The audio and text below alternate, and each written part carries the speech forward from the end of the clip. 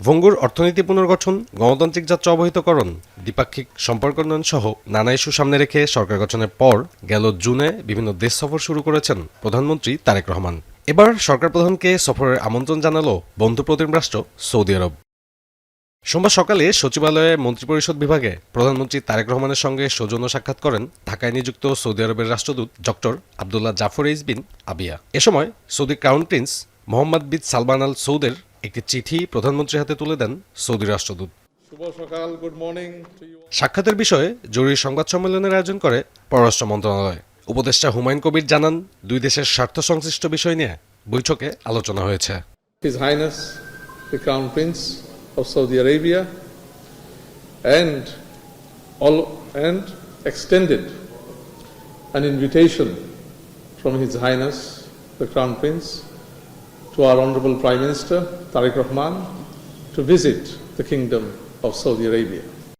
এদিকে সচিবালয়ে সংশ্লিষ্টদের সঙ্গে পাঠ্যপুস্তক প্রকাশ কার্যক্রমের অগ্রগতি পর্যালোচনা সংক্রান্ত সভা করেন প্রধানমন্ত্রী। বৈঠক শেষে গণমাধ্যমকে সরকার প্রধানের বিভিন্ন নির্দেশনার কথা জানান শিক্ষামন্ত্রী আনাম এহসানুল হক মিলন। তিনি বলেন, ডিসেম্বরেই নতুন বই বিতরণের জন্য আগস্টের মধ্যে কার্যাদেশ দেওয়া হবে। আমরা আশা করছি যে ডিসেম্বরের যে ফাইনাল এক্সাম হবে তখনই তাদের হাতে আমরা বইগুলি পৌঁছে দেব। মাননীয় প্রধানমন্ত্রীর নির্দেশ 30শে নভেম্বরের মধ্যেই আমাদেরকে রেডি থাকতে হবে নতুন পাঠ্যপুস্তক নিয়ে।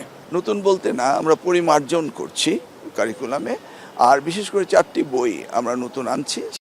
এছাড়া প্রধানমন্ত্রী তারেক রহমানের সঙ্গে সৌজন্য সাক্ষাৎ করেছেন অন্ধত্ব প্রতিরোধে আন্তর্জাতিক সংস্থা আইএপিবির প্রধান নির্বাহী কর্মকর্তা পিটার হল্যান্ড। পরে স্বাস্থ্য প্রতিমন্ত্রী ডক্টর এম এ মুহিত এবং পিটার হল্যান্ড বৈঠকের বিভিন্ন দিক তুলে ধরেন। স্বাস্থ্য প্রতিমন্ত্রী জানান, গ্রামীণ এলাকায় স্কুল শিক্ষার্থীরা চোখের জটিলতায় পিছিয়ে পড়ছে। এ ব্যাপারে সরকারের নেওয়া পদক্ষেপে আইএপিবির সহযোগিতা চাওয়া হয়েছে। স্কুলের শিশুদের অনেকে চশমার অভাবে সঠিকভাবে দেখতে পায় না, বিশেষ করে গ্রামে গঞ্জের শিশুরা।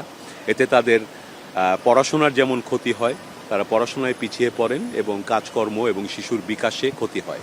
তিনি বিশেষভাবে আইএপিবিকে অনুরোধ করেছেন এই শিশুদের চোখের চশমা এবং চোখ পরীক্ষার জন্য আমরা যদি কোনো কর্মসূচি নেই সেখানে তারা সহযোগিতা করবেন, এবং আইএপিবিও আশ্বাস দিয়েছেন তারা বিভিন্ন সংস্থার মাধ্যমে এ কাজে আমাদের সহযোগিতা করার চেষ্টা করবে। নভেম্বরে চক্ষু চিকিৎসার উন্নয়নে গ্লোবাল সামিটে অংশ নিতে সম্মতি জানিয়েছেন প্রধানমন্ত্রী তারেক রহমান। এই সামিটের সহ আয়োজক দেশ বাংলাদেশ। সাব্বির রোজ, এখন, ঢাকা।